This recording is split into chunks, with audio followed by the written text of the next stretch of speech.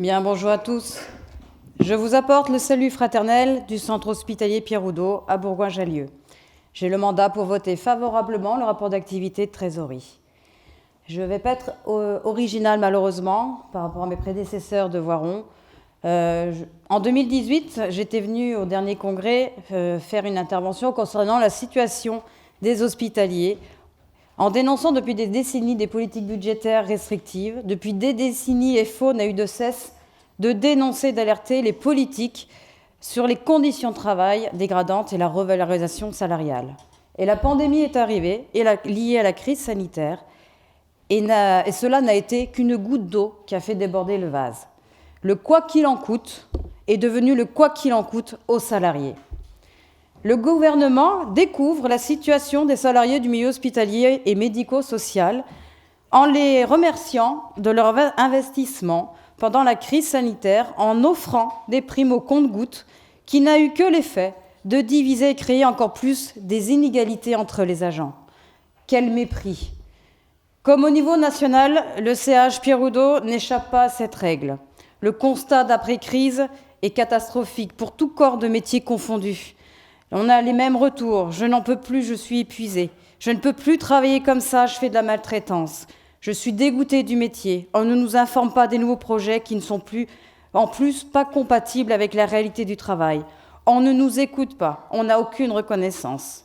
Résultat, manque de personnel par de nombreux départs, fermeture de 27 lits, une unité post-urgence réduite à 10 lits au lieu de 20, aggravation par la pénurie de médecins, et la liste malheureusement s'alourdit encore, et les patients affluent. Il faut arrêter cette casse du service public et maintenir les établissements publics de santé, garants de notre République, avec l'accès aux soins pour tous. De nombreux mouvements revendicatifs se dessinent ici et là, parfois sectoriels, parfois catégoriels. Mais si nous voulons peser et contraindre le gouvernement actuel et futur à prendre les mesures qui s'imposent, c'est ensemble que nous devrons agir, en exigeant des ouvertures de lits, embauche massive de personnel sur plusieurs années, services avec ratio. Nous devons obtenir le dégel du point d'indice pour contrecarrer les effets de l'inflation et des négociations sur les grilles et déroulements de carrière, gage de l'attractivité de nos métiers. Le syndicat FO du CH Pierre Oudot a continué de militer depuis le début de la crise sanitaire, même quand la direction a essayé de confiner le droit syndical. Nous avons été aux côtés des salariés régulièrement et nous nous sommes battus pour le maintien des instances garants de nos revendications. L'Union départementale, pendant la crise sanitaire, a continué à militer, répondre aux salariés dans les locaux en s'adaptant. Et je remercie notre secrétaire général d'avoir maintenu cette ligne de conduite, car nous savions que la situation de beaucoup de salariés, privés, publics, ont eu des conditions de travail inacceptables liées à la crise, mais surtout liées à des directives de patrons profitant de la situation pour entraver leurs droits en mettant devant leurs profits. Malgré la société de plus en plus individualiste, malgré des collectifs porteurs de revendications, la place syndicale reste déterminante dans la défense des droits et des conditions de travail des salariés.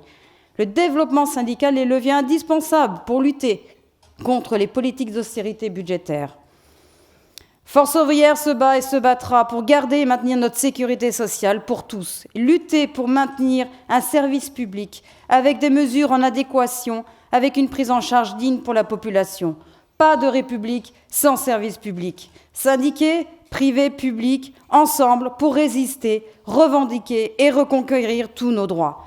Vive le syndicat libre et indépendant Force ouvrière, vive la Confédération générale de travail Force ouvrière, vive l'Union départementale et FO 38. Merci.